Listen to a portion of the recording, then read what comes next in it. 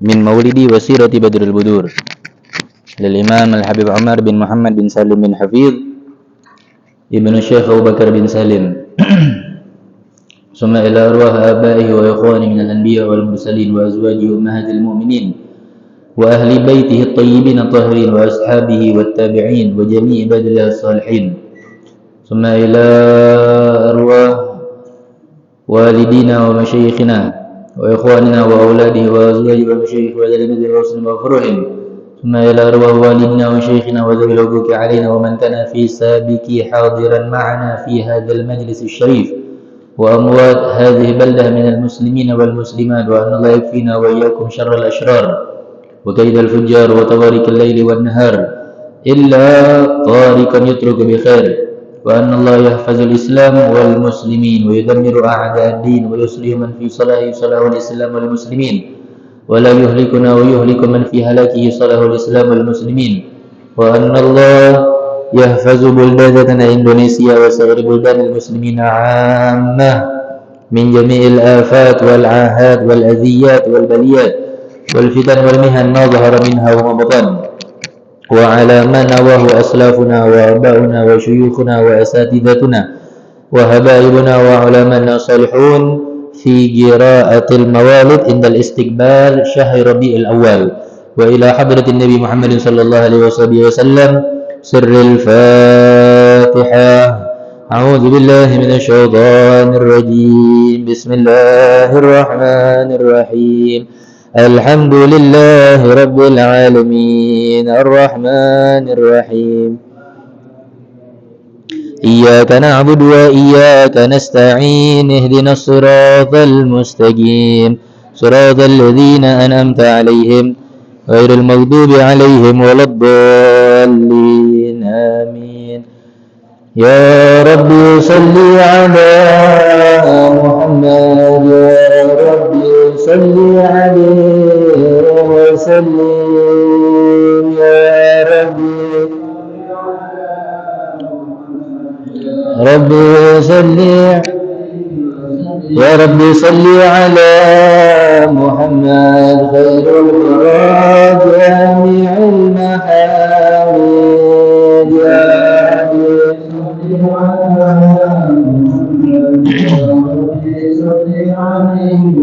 يا رب صل على محمد الدهر سيدي كل ساجد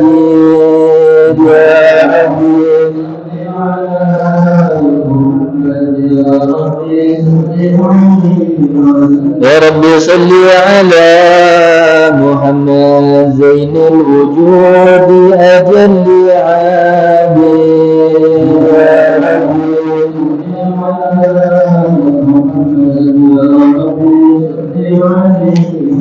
يا رب صل على محمد ومنه وصفي لنا الموارد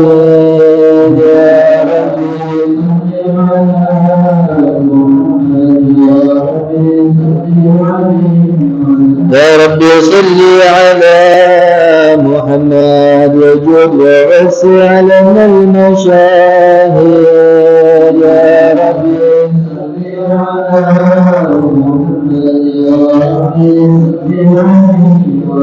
يا رب صل على محمد وآتنا السؤل والمقاصد يا رب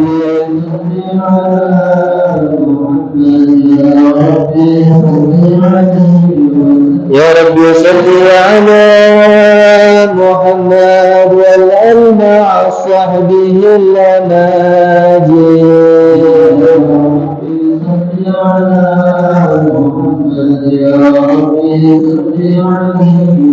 يا رب صل على محمد يا رب صل عليه وسلم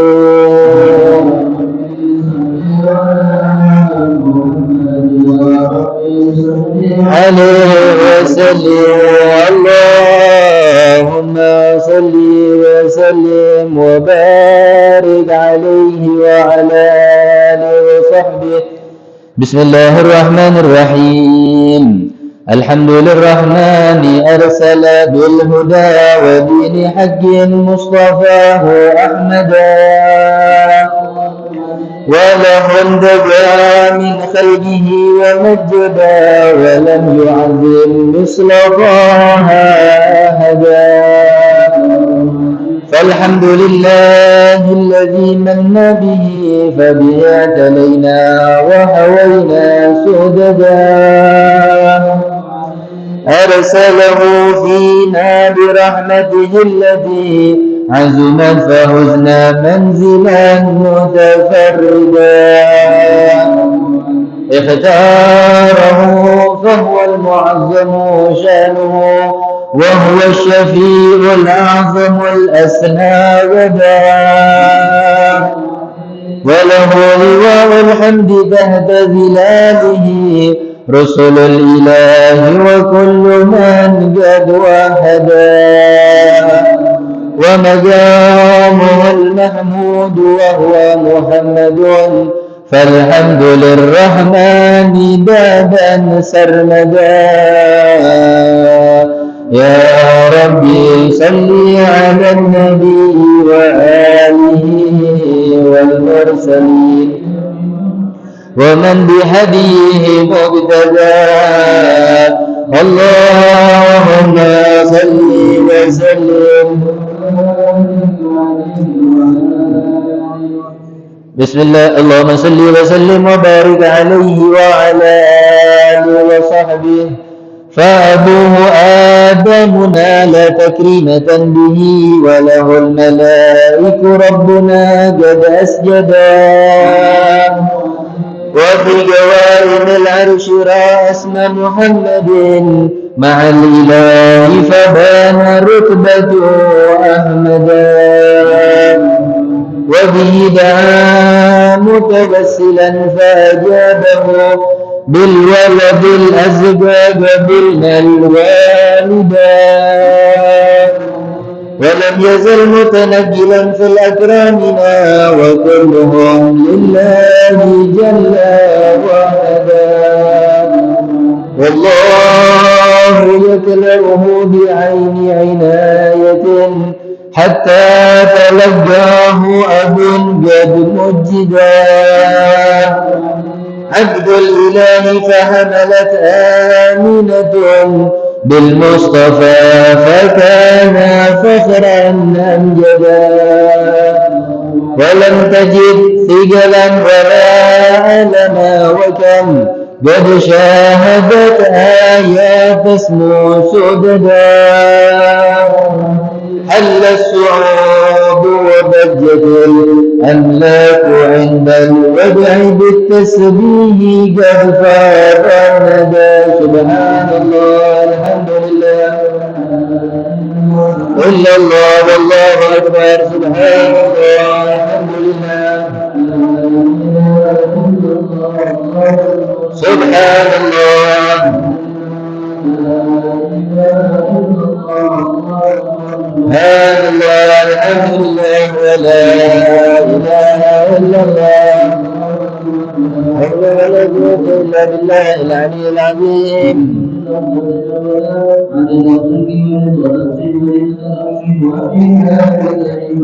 في ليلة الاثنين عام الفيل في شهر ربيع أبرزت شمس الهدى فبدا جميع السر مكحولا ومختونا بهيا للمهيمن ساجدا صلى الله عليه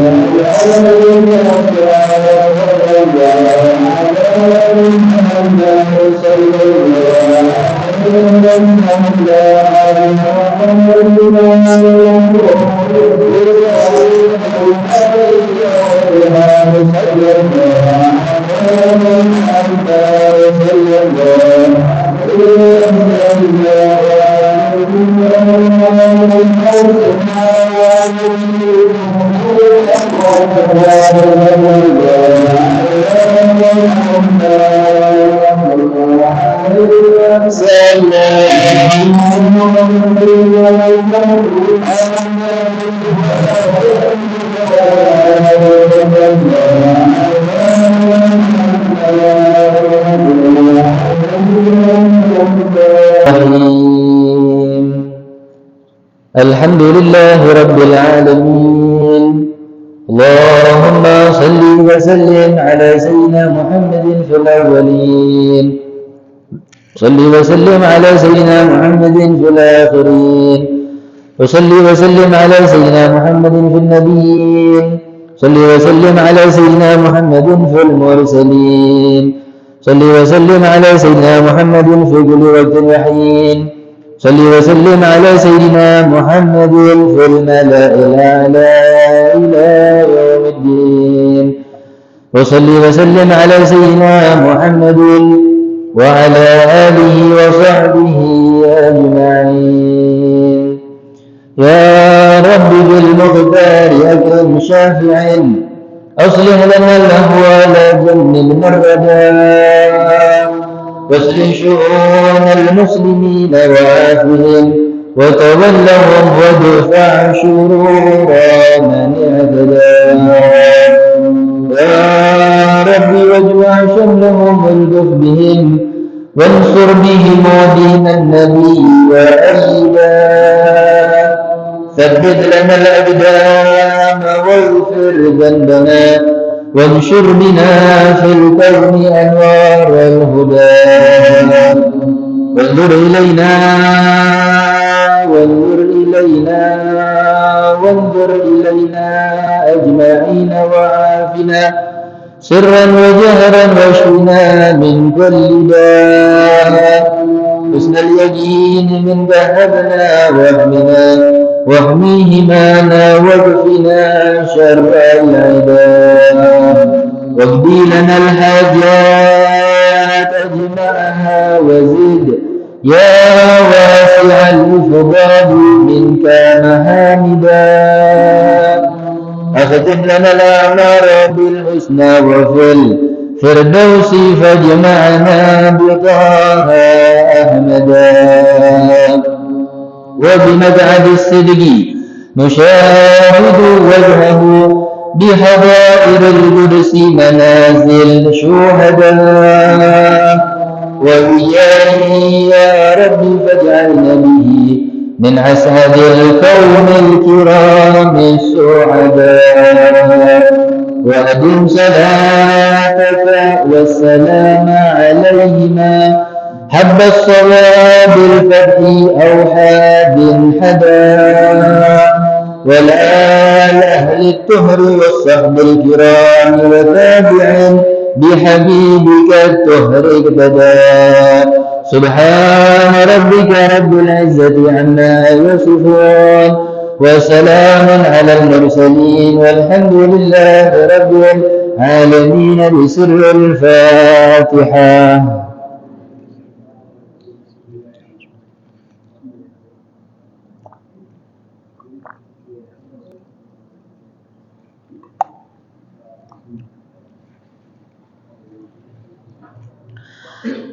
Assalamualaikum warahmatullahi wabarakatuh.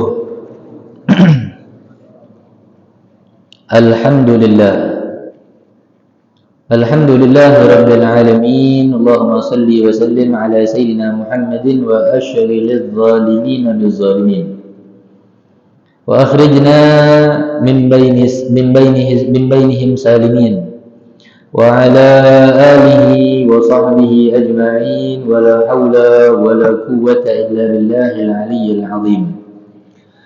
رب اشرح لي صدري ويسر لي أمري واحلل عقدة من لساني يفقه قولي وسدد لساني واهدي قلبي بحق نبيك سيدنا محمد صلى الله عليه وسلم. نوينا والاجتماع والاندفاع كما اندفع أهلنا، وإن التعلم والتعليم تذكر والتذكير والنفع والاندفاع والإفادة والاستفادة والحث على تمسك بكتاب الله تعالى وسنة رسوله صلى الله عليه وصحبه وسلم، والاتباع بالأسلاف والدعاء إلى الهدى والدلالة على الخير ابتغاء وجه الله مرضاته. سبحان الله والحمد لله، لا إله إلا الله والله أكبر، عدد كل حرف كتب ويكتب عدد العابدين والدهر الداهرين. اللهم يا من هو في علو كائن، يا من هو في فعل حميد، يا من هو في مجده متين، اللهم أكرمنا بنور الفهم والحفظ وارزقنا الحكمة والعدل وأخرجنا من ظلمة وهم إلى النور، وارزقنا فهم النبيين وحفظ المرسلين وإلحم الملائكة المقربين. ربي زدنا علما وفهما وعقلا يا أكرم الأكرمين، بحق سيدنا محمد خاتم الأنبياء والمرسلين يا أرحم الراحمين. اللهم يا فتاح يا عليم، يا فتاح يا عليم، يا فتاح يا عليم، افتح علينا فتحا قريبا برحمتك يا أرحم الراحمين. اللهم لا سهل إلا ما جعلته سهلا، وأنت تجعل الحزن إذا شئت سهلا. اللهم سهل لنا حفظ العلوم وهب لنا واسعة الفهوم بجاه نبيك المعصوم صلى الله عليه وصحبه وسلم.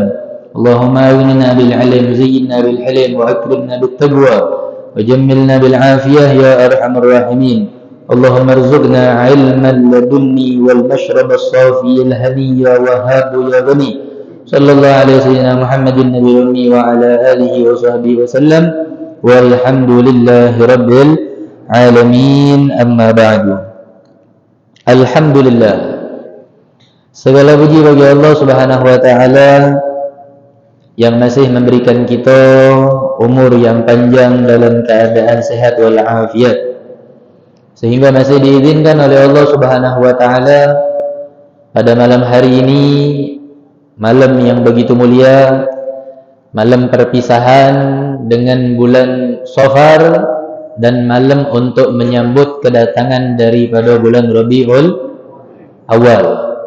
Allah izinkan kita semua pada malam hari ini sudah terlebih dahulu memuji, bersolawat, mengagungkan, memuliakan baginda Nabi besar Muhammad sallallahu alaihi wasallam. Semata-mata tujuan kita tak lain dan tak bukan menjadi wong yang menuruti perintah Allah Subhanahu wa taala untuk mengagungkan dan memuliakan baginda Nabi besar Muhammad sallallahu alaihi wasallam, dengan diizinkan lisan kita bersama-sama membaca maulid, bersolawat kepada Rasulullah sallallahu alaihi wasallam. Mudah-mudahan seluruh amal ibadah kita diterima oleh Allah Subhanahu wa taala, dan kelak nantinya kita dikumpulkan oleh Allah bersama dengan baginda Nabi besar Muhammad sallallahu alaihi wasallam di dalam satu syurga yang bersama dengan beliau. Amin Allahumma amin ya rabbal alamin.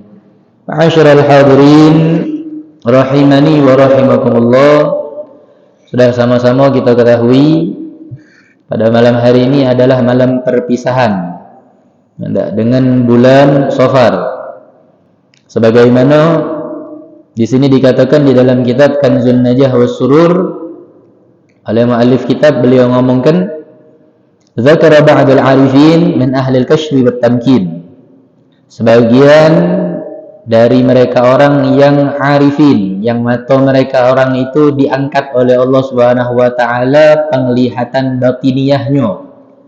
Kalau kita semuanya pada malam hari ini memandang dengan pandangan zahiriyah. Mata yang kita pandang sekarang ini semuanya dinamakan dengan basar, mata secara zahir. Tapi kalau seandainya mata hati yang dibuka oleh Allah Subhanahu wa taala atau mata batinnya dibuka oleh Allah Subhanahu wa taala, maka namanya bukan basar, tapi basirah. Ya, mata batinnya dibuka oleh Allah Subhanahu wa taala. Tapi mereka orang semua itu yang telah diangkat penglihatannya oleh Allah Subhanahu wa taala daripada penglihatan hijabnya mereka orang dibuka oleh Allah Subhanahu wa taala, maka mereka orang itu mendapatkan kespesialan khusus dari Allah Subhanahu wa taala dan tidak semua orang pacak napetinya. Ya, jadi wong yang kasyaf itu tidak gala-gala dapat.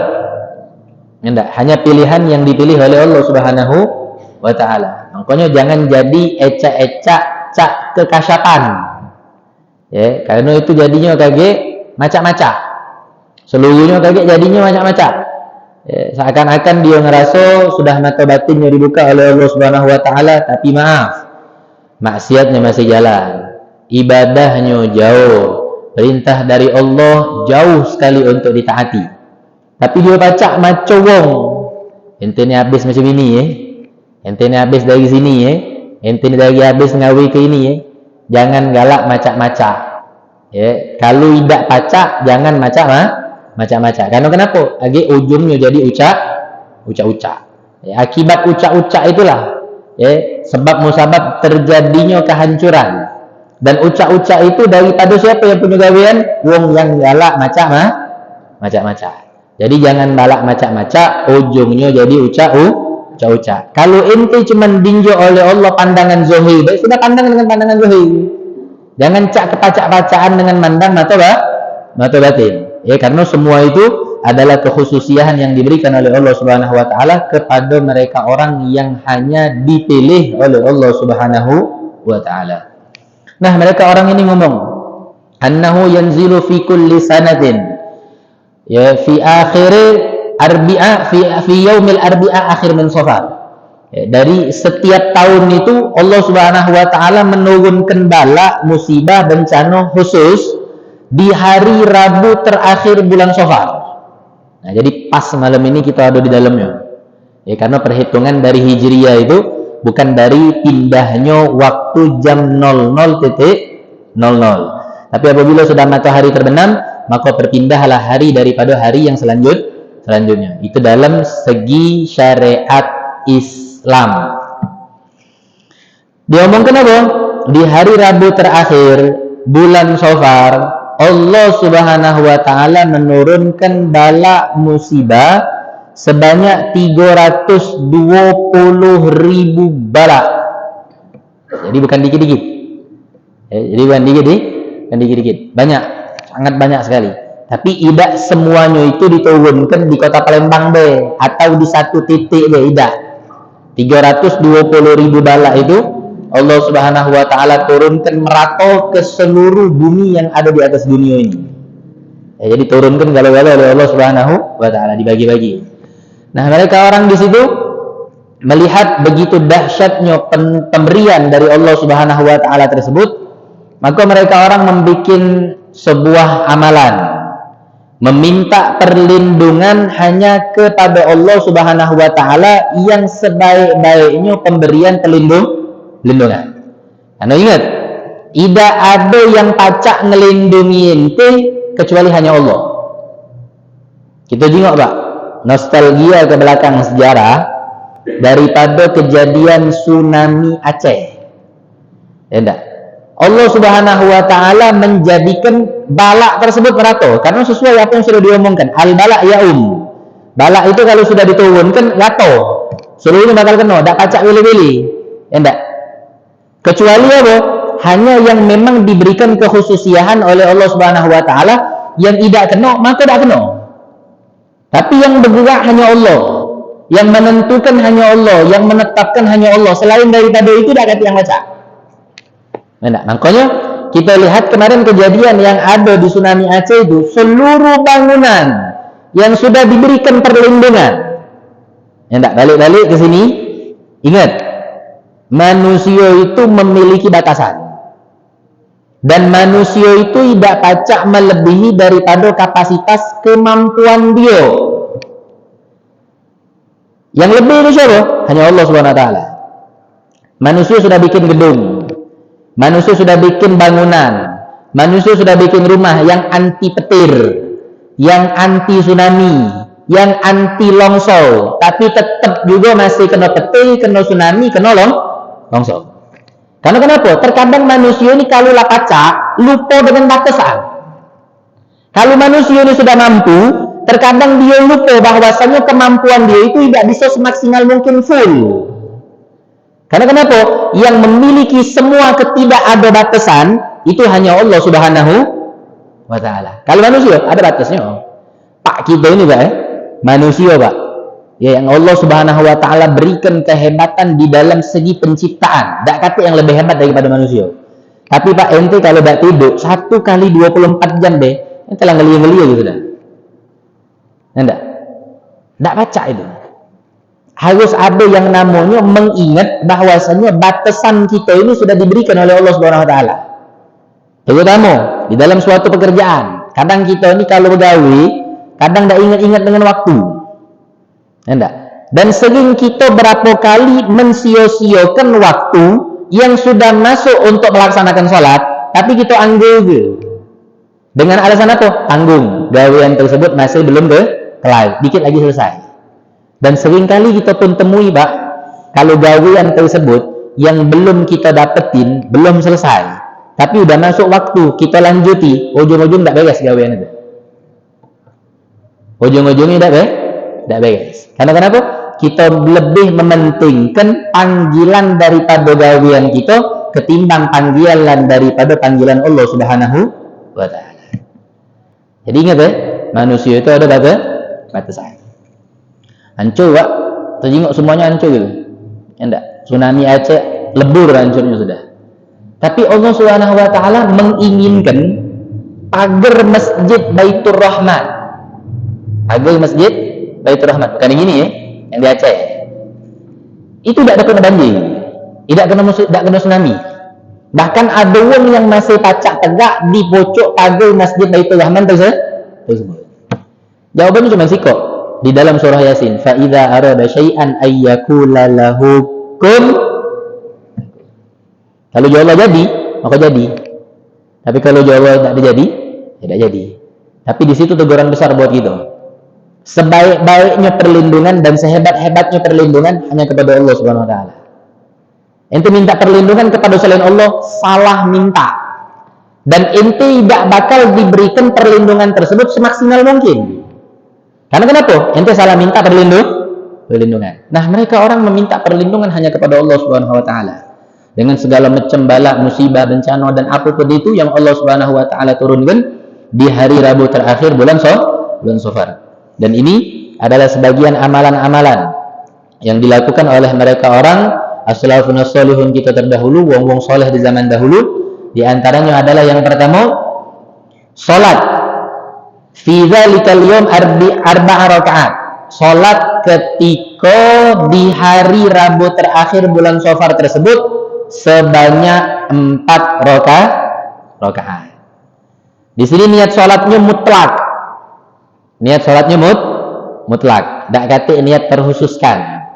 Jadi tak usah pakai niat usolli sunnatan arba'a rakaatin fi yaumil akhir arbi'a min Safar. Tak usah. Ya Allah, aku niat sengaja salat sunnah di hari Rabu terakhir bulan Safar 4 rakaat karena Allah Ta'ala. Karena itu tidak ketik. Ya enggak? Jadi cuman salatnya itu adalah salat mutlak. Nah, salat mutlak itu sama niatnya usolli sunnatan arba'a rakaatin. Selesai. Ya enggak? Adapun tata caranya karena dia adalah salat mutlak dan pada umumnya salat mutlak ini adalah salat sunnah yang memang sangat ditekankan oleh Nabi Muhammad SAW, khususnya beliau yang melaksanakan salat sunnah. Itu cuma 2 rakaat. Sedangkan di sini 4 rakaat. Berarti dianjurkan untuk 2 rakaat salam, 2 rakaat salam. Tidak usah sekaligus. Enggak. Kalaupun juga itu tidak sekaligus, tidak jadi masalah. Karena tidak ada tuntunan yang tertentu. Dan tidak ada tuntunan juga yang tertera menganjurkan kita untuk 2 rakaat salamkah atau langsung 4 rakaat 1 kali salam atau 2 kali tasyahud. Tapi rujukannya, baliknya itu kepada kebiasaan kita melaksanakan sholat sunnah. Kebiasaan pada umumnya sholat sunnah itu kan 2 rakaat salam, 2 rakaat salam. Insyaallah sekedar himbauan, insyaallah kita akan melaksanakan sholat itu di malam ini, ya, di rumah Mas Bondan. Setelah kita melaksanakan sekian banyak amalan-amalan yang bakal kita lakukan, jaturi Bapak semuanya kalau ada waktu pengen ikut untuk sholat sunnah di hari Rabu terakhir bulan Safar, kita sholatnya di rumah Mas Bondan ba'dal isya, insya Allah. Di akhir penutupan majelis, sebelum daripada bubar kita majelis, setelah baca yasin kagetnya, setelah baca maulid, dan kita sholat sunnah. Hendak sholat sunnah Rabu terakhir di bulan Safar. Sholatnya 4 rakaat. Nah, di dalam setiap rakaat tersebut itu dianjurkan untuk pertama. Nah, ini perlu jangan sampai keliru. 1. Membaca surah Inna A'tayna sab'a asyara marrah, 17 kali. Jadi habis walad dolin, amin, habisnya baca surah Inna A'tayna 17 kali. Jangan langsung rukuk, disambung lagi. Membaca apa? Wal ikhlas khamsa marrah, surah kulhu 5 kali, dan ditutup dengan wal muawwidzatain, al-falaq dengan an-nas sekali. Kalau sudah Inna A'tainanya 17, kulhunya 5 kali, al-falaq sekali, an-nas sekali, baru rukuk, i'tidal, sujud, duduk di antara 2 sujud lagi, habis tegak, baru melaksanakan sholat rakaat kedua. Insyaallah. Dan amalan yang kedua adalah yakni membaca surah Yasin. Membaca surah Yasin ketika di kalimat salamun qaulan mir rabbir rahim. Itu diulang sebanyak 313 kali. Habisnya disambung. Wamtazul yawma ayyuhal mujrimun alam ahad ilaikum ya bani Adam alla ta'budu syaitan, terus sampai wa ilaihi turja'un. Jangan mandek di salamun qaulan mir rabbir rahimnya be. Kaget sudah ke 313 salamun qaulan mir rabbir rahim, mandek, berhenti. Tidak dilanjut lagi. Salah. Dilanjuti lagi sampai wa ilaihi turja'un, yasinnya sampai selesai. Dan insyaallah pun juga kita akan lakukan itu ba'dal isya ini di rumah Haji Bondan. Insyaallah. Mudah-mudahan Allah Subhanahu wa taala panjangkan umur kita, Allah Subhanahu wa taala berikan kesehatan kita serta afiat, dan khususnya mudah-mudahan kita orang disampaikan oleh Allah Subhanahu wa taala untuk bisa bertemu pada malam besok menyambut hari kelahirannya baginda Nabi besar Muhammad sallallahu alaihi wasallam, wabil khusus menyambut hari tanggal 12 Rabiul Awal. Dan kita minta kepada Allah di akhir malam Rabu terakhir bulan Safar ini, jangan Allah Subhanahu wa taala matikan kami semua kecuali dalam keadaan husnul khatimah, dalam keadaan lisan kita ini diizinkan oleh Allah Subhanahu wa taala untuk bisa mengucapkan kalimat la ilaha illallah Muhammadur Rasulullah sallallahu alaihi wasallam. Dan kita minta kepada Allah, kalau seandainya Allah berikan kita umur yang panjang dalam keadaan sehat wal afiat, dalam keadaan taat kepada Allah Subhanahu wa taala, lindungi kami semua ya Allah, lindungi semua keluarga kami ya Allah daripada bala, musibah, bencana yang nantinya Engkau akan turunkan, baik dalam hitungan tahun, bulan, minggu, ataupun hari, bahkan per jamnya. Kami minta selalu perlindungan hanya kepadamu ya Allah. Wa hasbunallahu wa ni'mal wakil, ni'mal maula wa ni'mal nasir, wa la hawla wa la quwwata illa billahil aliyyil azim. Dan kami minta kepadamu ya Allah agar Engkau panjangkan umur kami semua dalam keadaan sehat wal afiat, dalam keadaan taat kepadamu, dalam keadaan menjauhi semua larangan-laranganmu, sehingga Engkau temukan kami kembali pada bulan Safar di tahun yang akan datang. Amin. Allahumma amin ya rabbal alamin. Bismillahirrahmanirrahim. Alhamdulillahirabbil alamin. Allahumma shalli wa sallim ala sayyidina Muhammadin wa ala ali sayyidina Muhammad. Ya awwalal awwalin wa ya akhiral akhirin wa ya zal quwwatil matin wa ya rahimal masakin. Ya arhamar rahimin ya da'iman lam yazal ya ilahana wa li abaina ya hayyu ya qayyum. Ya man yakfi min kulli syai' wa la yakfi minhu syai'. Ya Allah ya rabb sayyidina Muhammad اقضي بين ويلنا من الفجر. اللهم يا كافي البلاء اكفنا البلاء قبل نزوله من السماء. اللهم يا كافي البلاء اكفنا البلاء قبل نزوله من السماء. اللهم يا كافي البلاء اكفنا البلاء قبل نزوله من السماء. يا الله يا الله يا الله يا الله يا الله يا الله يا الله. صلى الله على سيدنا محمد نبي الأمي وعلى آله وصحبه وسلم، والحمد لله رب العالمين. والسلام عليكم ورحمة الله وبركاته.